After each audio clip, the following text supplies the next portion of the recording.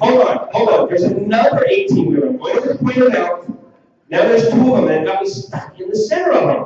What the heck are they? They're trying to kill me. It's a conspiracy, right? They really are. Ashley actually was on the side over here kind of ordering that whole thing out. We want to just give you a chance to really test it. Wait. There's a third one. That's the escalator. He's in front of me now. There's 2 on the side, and they're smiling at each other.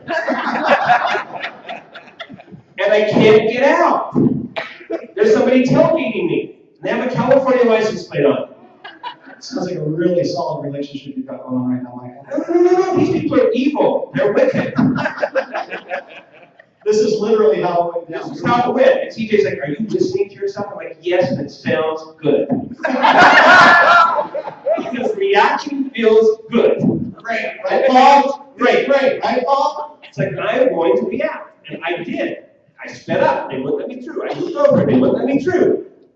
I know what to do with my fingers at certain points. TJ, I'm going to put the pen down.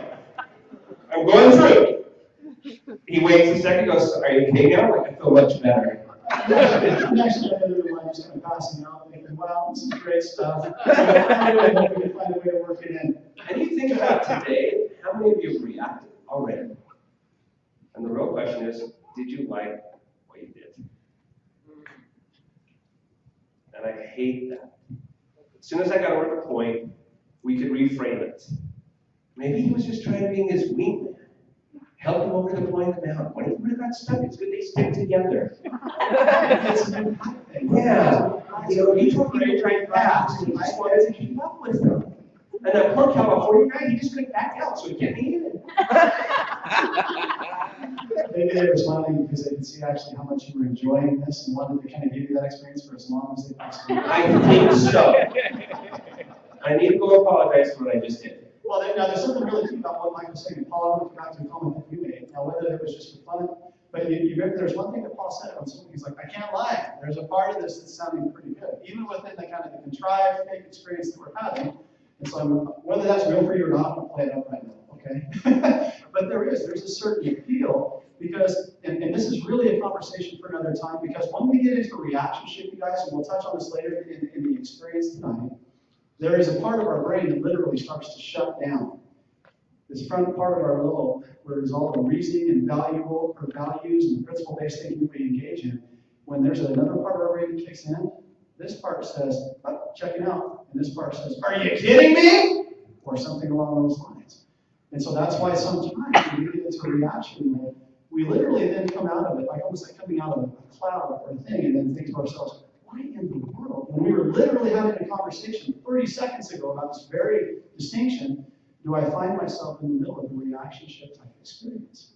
Right? And you were going to share a story, if I remember right, about your birthday cake. Right.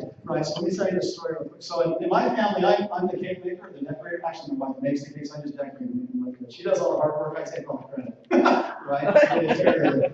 And so, but for our kids and stuff. And so, going back a few years, my daughter was about 3 years old, and if you can imagine, at that age, there was a lot of cake and a lot of birthday cakes for 3 years straight. And we had a son, Sterling, and I was so stoked. I mean, the man cub has arrived. I can do something besides Barbie cake for this day, you know? Really excited about that. So I have these visions, grandeur. I love to fly fish. I was going to make this rainbow trout. It was going to be like a three-dimensional scene. I mean, you were going to be there, diving into the cake, trying to get... Anyway, you get the point? So here's what happens. I come home late from class. School kind of kept me late. We have friends coming over because, of course, a birthday party for a one-year-old is all about the one-year-old when you invite all the friends around, right? And here I'm thinking, and of course the cake is all for him, not at all because I want to show off the buddies so I can check it out, you know? Okay. And so I started into this cake, and it is not working out for me at all. I actually decided to kind of make it this time as well, carve it up, cut it up, got in way over my head. Clock's ticking away, people are coming, and I'm getting frustrated.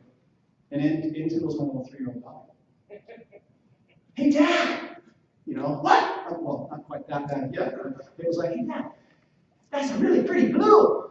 Okay, kiddo, hey, is your room clean? We got some people coming. Have you already done that? Okay, she toodles off, comes back a few minutes later. Hey, Dad! What? As I'm wrestling with this cake. Hey, I really think it's going to look good. James is going to like it. Hey, sweetie, have you talked to your mom? Does mom need any help? And the whole time, this cake is like laughing You know, it's really becoming very difficult. And then, hey, Dad! Oh, yeah! And by this time, I'm actually thinking this. Okay, my wife's in the other room right now, and she's probably laughing her head off. Hey, Haley, go back in. I started this whole conspiracy theory going on about how my wife and my daughter are in cahoots, and the 3-year-old is just like the infantry, and my wife is the general, and I'm like, oh, this is not at all cool. And ultimately, I wound up kind of getting totally frustrated and having some difficulty around this thing that was going on. And then, of course, at that time, I was like, that's the only possible truth. You know, my wife was just out to get me right now. Forget the cake! Anyway, I didn't quite get there. But that was a story where, even with a 3-year-old, right, here I am, starting to really kind of look down my nose at her and my wife as well. Little girl that I love. There I was. Not I-15, 18-wheeler drivers, right? So. The interesting thing, though, about this is it doesn't matter who you are, and it doesn't matter what you do. You can enter into reactionship instantly. Terry Warner has a concept called self-betrayal, where you end up betraying who you really are and who you were really meant to be.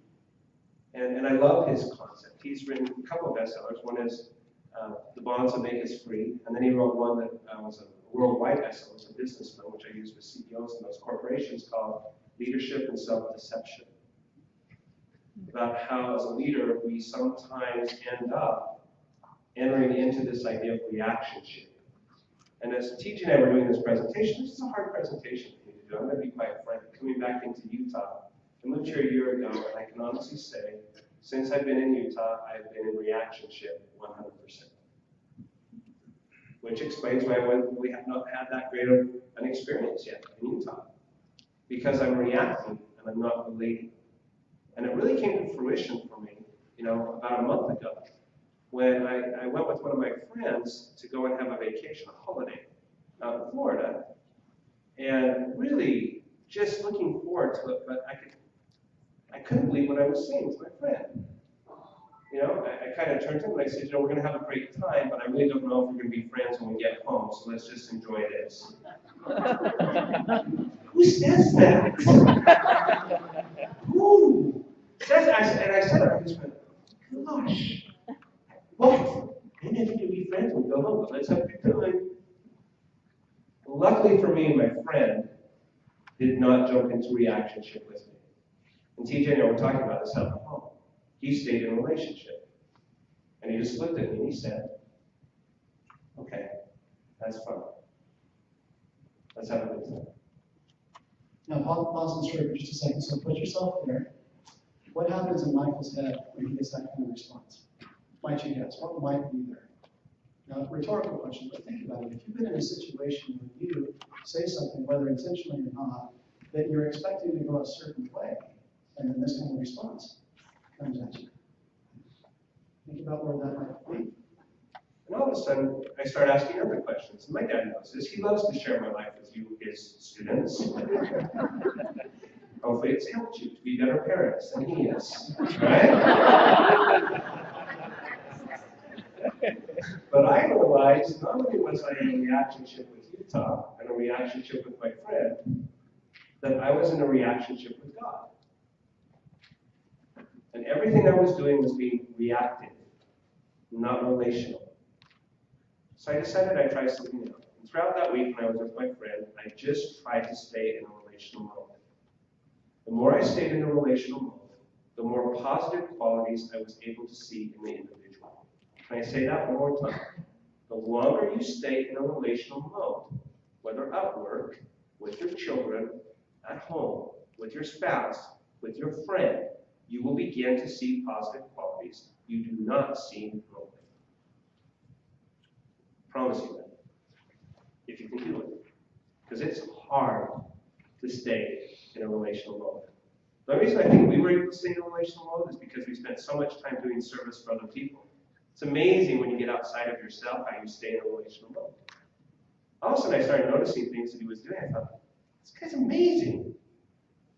Look at this. He's like Jesus.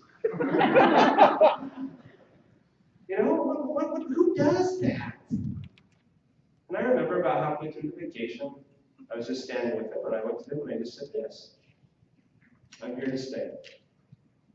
I'd like our friendship to last. My dad said something once that's haunted me throughout my entire life. And I don't know if he remembers this. I have always had hundreds of friends. I've always been very blessed. And my dad said to me once, you'll be fortunate if one friend stands by your side throughout your entire life. I just thought, oh, he doesn't know what he's talking about. He just doesn't have friends. And I heard that when I was with my friend. And I decided, this is the one friend that stands through my life with me, and so be it. And I'm going to stay. And the relationship shifted. Because I moved into relational instead of reaction. And I've done that. My dad's, I'm sharing this. I've done it with my dad. Done it with my mom. I love that my dad put me out as a rebel child. I joke with my students. He's like, I have two sons. One's mentally retired, one's the rebel. That doesn't give me two really good options. We had education. We could have he's retired. No. I'm going to be the rebel. Yes, I am. And I start to react instead of relate. And if you can stay in that relational mode, your relationships go to levels that you've never experienced before. Say we have people come in for marital counseling, how can we make our marriage better? Oh my gosh, I have so much time. I don't know. Fine. But the truth of the matter is, get in a relational mode instead of reactional. Stay in it for long enough. You will find positive qualities that you've forgotten that exist in your relationship. Whether that's at work, and with numerous CEOs, I love them, they're very reactional. Or whether it's with your children, whether it's with your friends, or your spouse or partner. I guarantee it. So with that said, setting the stage for relationship and reactionship. Now this whole idea we're going to come back to about choosing to get back in relationship mode versus reaction mode, it's coming, so hang in there with us. But what we want to kind of transition into is just really two assumptions, one reality, and one very, very key question. The two assumptions are quite simple. First of all, that one of these options or one of these issues is actually more desirable than the other. It's more healthy. The other assumption is this, that you actually want that option, right? Now, again, perhaps this is a therapist or clinician in me, but I can tell you that there are times when people will come in the door and they'll have some idea of this. Maybe the words are different, but intuitively they kind of understand the difference between relationship and reactionship. They get it. Most of us do. And yet, kind of like what we talked about on the I-15 experience, yet there are times when they're like, you know, I just don't want it with him, right? Or I just don't want it with her. And yet we find that what we really value up here is something we disconnect with. So assumption number one of these is healthier, better for us long term. Not just in terms of relational health, but if you actually take a look at some of the research and what it talks about in terms of the physical health and the medical issues surrounding these types of issues, very powerful stuff. We will also again assume that you want that. You want the better option. So the reality is this, as we touched on before, we all do both. We don't have a relationship that is impervious to reactionship. There are times in our interactions with loved ones where we find ourselves in it, just like we've kind of gone over. So the question is, now that this distinction is on the table, and we have these assumptions that, hey, this is worth going after, and it's meaningful for us, and that we do both, the key question is really this. So now what? Right? Okay, great ideas, Michael TJ. Nice job. We'll wrap it up there. Maybe it's frustrating because we don't know what to do to get there, or maybe sometimes we do. But we actually don't. We really want to dive into moving away from the theory now to really kind of the application of this. And we'll do it via something rather appropriate for tonight's occasion. Right? Don't come. Nice to see you. In therapy, we do a lot of Indian rituals. No, I'm joking. We just found this amazing story that I love, he loves, and it illustrates a very important point. And it is about an Indian story. So we're going to share it with you. There's a chief who is with his little grandson. And his little grandson adores his grandpa. And so he goes up to the chief, and the chief says, you know what, son? What, grandpa? He goes, I have a battle that's going on inside of me. And he goes, you do? Yeah, I do. And then the grandpa says, and you have the same battle going on inside of you. And he said, and everyone in our tribe And everyone in the world has the same battle going on inside of themselves. And the little boy goes to his grandpa and says, well, Grandpa, what's the battle? Who's in the battle? And he says, well, it's a battle between two wolves. He goes, really? Yeah. And he says, the one wolf, and I want to read this because I love the description he gives. One is evil. He is anger, envy, sorrow, regret, greed, arrogance, self-pity, guilt, resentment, inferiority, lies, false pride, superiority, and ego. He continued, don't worry, the other wolf is good. The other wolf is joy, peace, love, hope, serenity, humility, kindness, benevolence, empathy, generosity, truth, compassion, and faith. The little boy is very intrigued by this story. And he looks at his grandpa and he says, which one of the two wolves is going to win? And he looks at the little grandson and he says, the one you feed. Which one are you going to feed? And we talked about it. We said it wasn't about just feeding. Which one are you going to nourish? Which wolf will win the battle? You know, as I hear that now, and sharing it with you, a thought comes out. When we think about the difference between feeding and nourishing, think about times when we fill our bodies maybe with 50 calories at times. We do things to just kind of, is it to satisfy mouth hunger, to satisfy like just a desire to kind of soothe ourselves. Now compare that at times with when we eat to truly nourish our bodies, to give our bodies what it desperately needs through nourishment. When we pose the question, now what, around moving from relationship to reactionship, it really becomes a really key issue. It's not just enough to feed the relationship. If we're going to kind of spend more time in relationship and less time in reactionship, we really need to nourish that relationship. So there's as David said earlier, there are all kinds of books written out there, all kinds of ideas. If you go to Barnes & Noble, online, Amazon, if you were to just kind of marital health, relationship enhancement, good luck sorting through that over the next 30 days. There could be thousands of hits on all kinds of ideas out there. And so I heard it said we live in an age of excess access to information. There's so much coming at us in many ways. And so one of the things we thought about tonight is to keep it simple and practical. If it was possible to tap into some of the best thinking that's out there, and to caveat that, the best thinking that we can come up with through our efforts in terms of marital research, you just got through listening to the presentation just prior to this, around truly what the best thinking is and where the best source of that comes from. Now let's take a crack at some of the best that we come up with on our own as well, which is this. If it was possible to take some of the research that's out there and really distill it down into something that could be almost like a singular takeaway, like the one thing you would need to know to stay in relationship more and reactionship less, what might that be? Well, ironically, in a field, it wasn't therapy, it was in business. I actually wrote a book, and there was a title. It's by a guy named Marcus Buckingham, 1995. He wrote about one thing you need to know about, I think it was like great management, leadership, and organizational success. Okay, something along those lines. And ironically, there's this gem of a foreword, not even the meat of the book.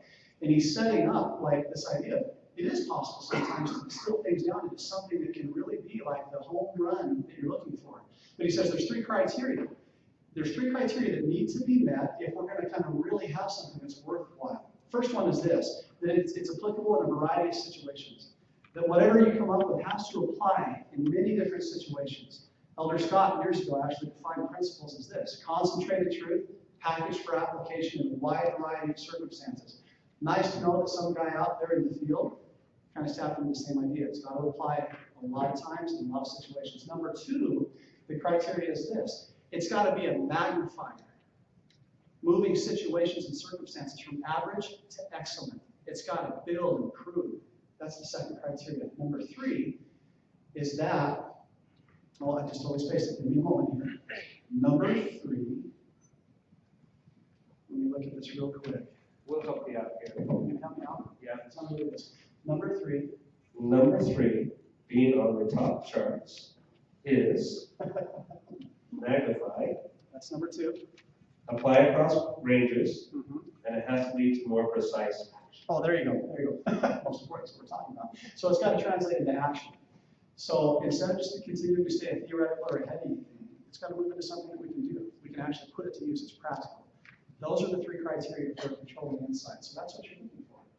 And so what he said, let me give you an example, folks, about ultimately something in the study of marriages and kind of satisfying relationships over the last 20 years has really stood out. It's kind of emerged at the top as being that one thing for the longest lasting, most stable and satisfied couples over time. What we would propose to you tonight is that this one thing for marriages actually is robust enough to apply in parent-child relationships, boss, co-worker relationships, employee-employer, like supervision relationships, colleagues, across the board, as Michael said at the very beginning.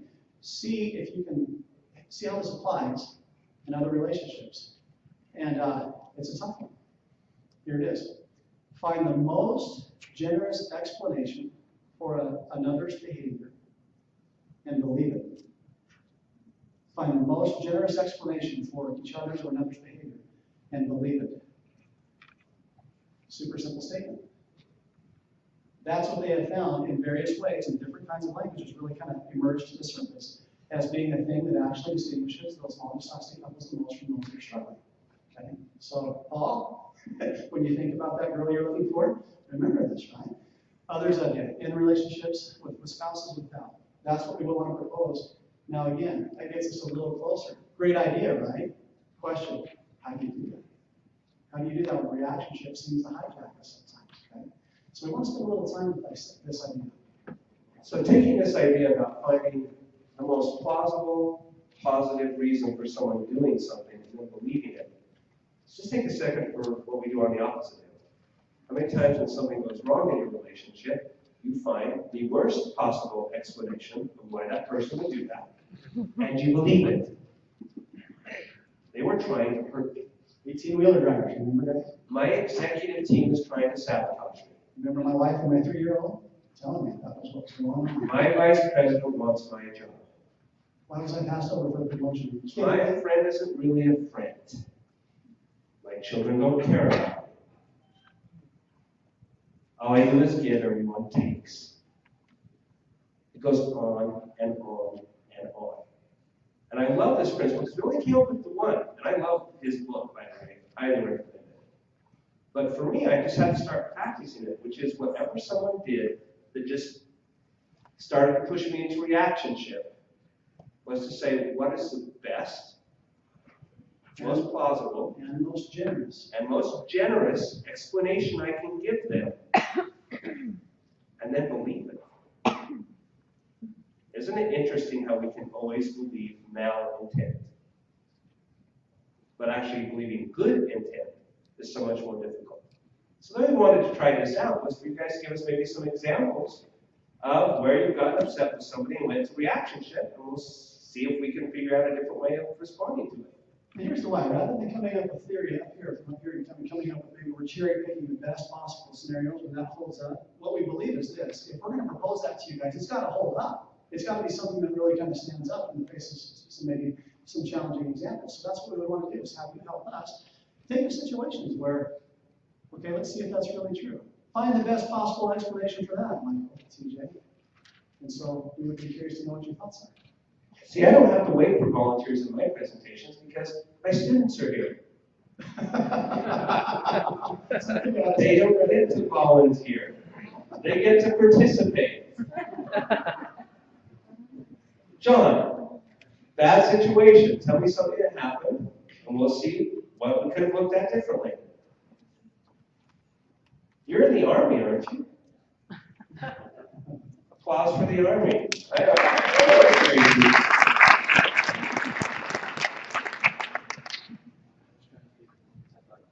Of course you thought I would call it.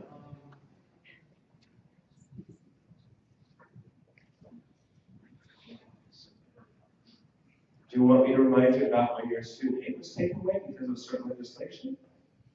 Yes, okay, so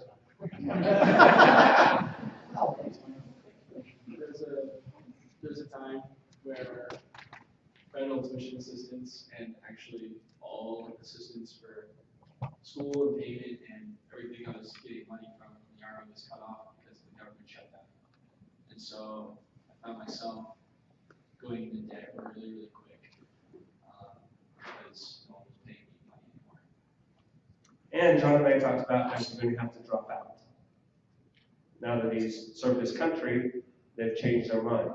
So TJ, just a bunch of jerks. Yeah, I can't wait for you to defend this. Hey, this Let's is see how your theory holds up. So let's take a look at this. Finding the best possible, most generous possible explanation. Now notice something, this is a little bit different because government now is a nameless, kind of a faceless entity. It's a collection of many as opposed to the accountability of one, right? So tell me something, guys, how much easier to target is that in a situation like this, right? We can really go after it. So I'm curious, here you are in the presentation. Any thoughts on generous explanations for you? The cool thing is it's not my job to come up with them. I'm just saying, we'll assist you. So what do you think? And I would open this up to others as well, because we could come up with all other possibilities as well, right? So what do you think? Yeah, we can expect it. Let's say that any disagreements or whatever that go on, like the whole country does this, my life has to end. So I started looking for jobs and started applying. It wasn't like the end of the world. There's, there's problems going on above my head, but I can fix the ones that are more presentable. Okay. So now, did you notice something? The generous explanation for another's behavior. What I heard was that whether it's a generous explanation or not, I'm not going to let that shut me down or stop me. I'm going to do something about this. I love that in terms of relationship, because if we were to stay with the principle, you chose to act instead of being acted upon. But I really want to come back to the question, because we don't want to let the government off the hook, do we? Right? The most generous possible explanation for why his funding was cut off. Can you come up with one? Please. There's better places for it to go. Okay. And notice that this is not the debate floor, right? Okay, easy, but we're just kind of practicing something here. Okay, maybe there are better places for it to go besides your future. Okay. No, Just so you know, she's also in my class and her son is a Marine. So with that said, that's not coming from just like a flip of a coin, okay? Other thoughts maybe? It was a government shutdown at the time. So there were a lot of programs that were shutting down, and unfortunately he was caught up in the brouhaha of what was happening back in Washington, D.C. So Okay, Could have been. possible. Let's just stay away.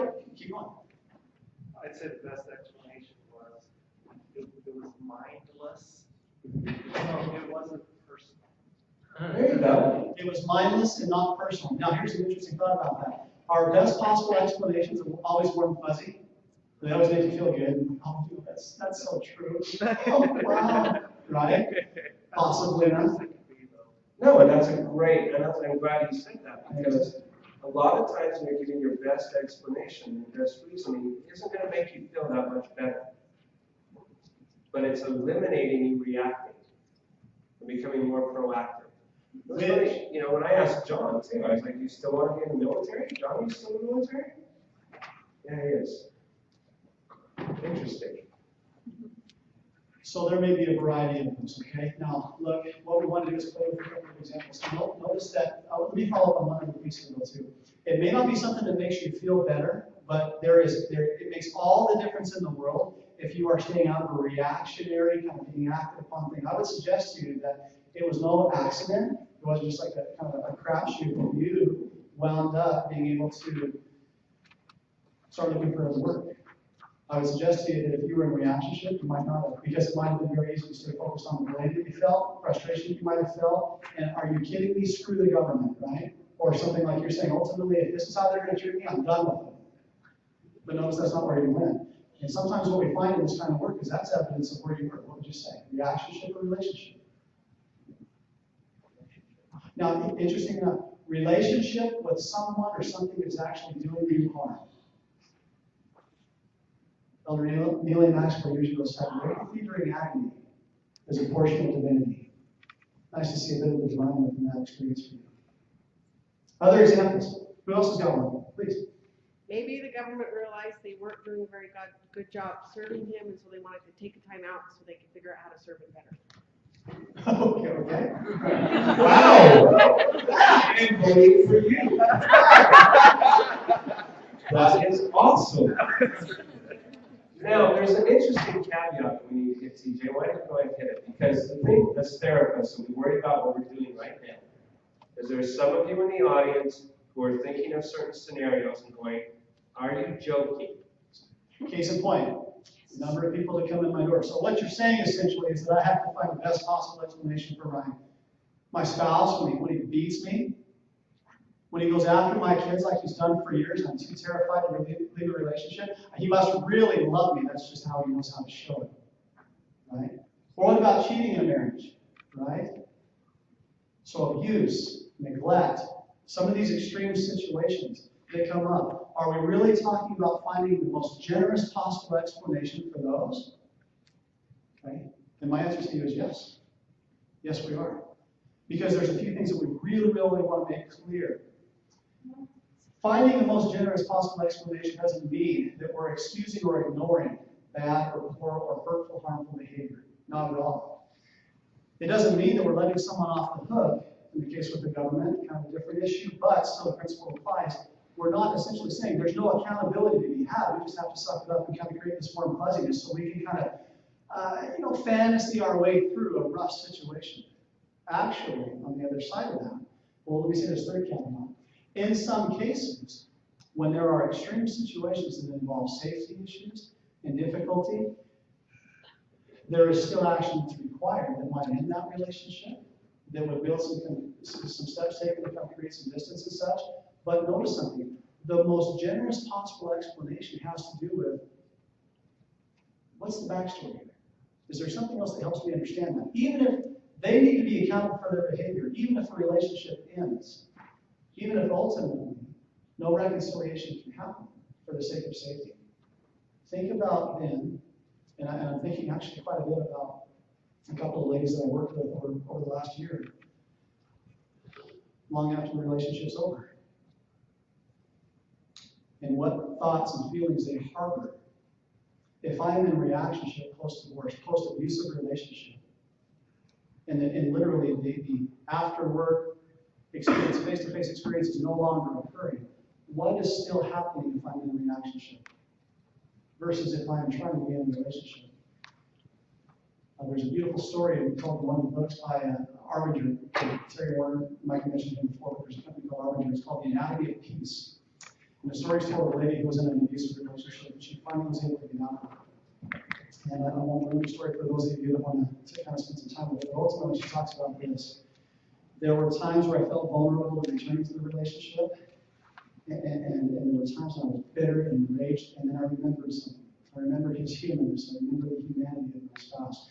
This spouse who had done horrible things to me for sure, but a human being nonetheless. And ultimately, I was able to remember what kind of family background he came from. He was raised in an abusive home himself, ultimately where there was no love, very little kindness shown to him. Does it sound like we're letting him off the hook? Could be, but ultimately what she said, when she remembered that, it was interesting, but she actually, she says in the story, still can't quite explain what I felt. But from that moment on, when I saw him, the complete him, and remembered who he was, and I would add, in what we're talking about, kind of came back to relationship with this individual, with a human being, a fellow human being. She says, I was never again tempted to return to that relationship. Never again. Never felt the draw back to that relationship. So that's what we're trying to touch on, you guys. Yeah, I mean, you have to be careful with this because obviously there are some extreme examples, but at the same time, it's finding exactly what is it behind the story. And isn't it interesting when you actually talk with somebody and you start to hear the story behind what has happened, how your viewpoint might shift. It's amazing when that happens. And I've told my students, I volunteered when I was doing graduate, TJ knows this, I worked with ancestral fathers. No one else would take them. And the reason I wanted to work with ancestral fathers is I wanted to see and understand who they were. And I could focus on the behavior, which is what TJ is saying. Or I could focus on them as the individual. Does it ever erase what they did or what they had done? Never. And a lot of them were incarcerated because of their crimes. But finding them and not being in a reaction with them, and being in a relationship with them, opened my eyes. And you're not always going to be perfect. You're going to fall sometimes. You fall all the time, actually. Just today, I ended a reaction 62 times. I counted. I hated it. I hated it. On Easter, I reacted. I was telling teachers this. It broke my heart. My parents don't know this, even though they were there. I invited my little brother, Kerry. A lot of you know about Kerry because Dad talks about Kerry a lot. And Kerry had come over, and Mom and Dad and my best friend were sitting in the dining room eating. And I was trying to get everything ready. And Kerry was like, "Mom!" Which is a typical Kerry thing. "Mom!" So I ran in there, I'm like, "Kerry, stop it. She's eating." And I loved what Kerry did. He snapped me out of that reaction so quick. He looked at me and he said, "Well, you don't love me." And I started crying because I've been crying a lot lately. Utah has done that for me. And I looked at Kerry and said, "I love you." He goes, "Are you sure rule number one?" He calls me rule number one because he can't remember my name, and Dad told him that my name is Michael, that's rule number one, so he never calls me rule number one. Instead of Michael. And he snapped me back in the relationship. And then I beat myself up a little bit. And then I pulled myself back together and said, back to the relationship. So you're going to do this all the way through the day, every day. The question is, can you keep pulling yourself back in instead of just becoming reactional to everything? And your relationships will grow so much further.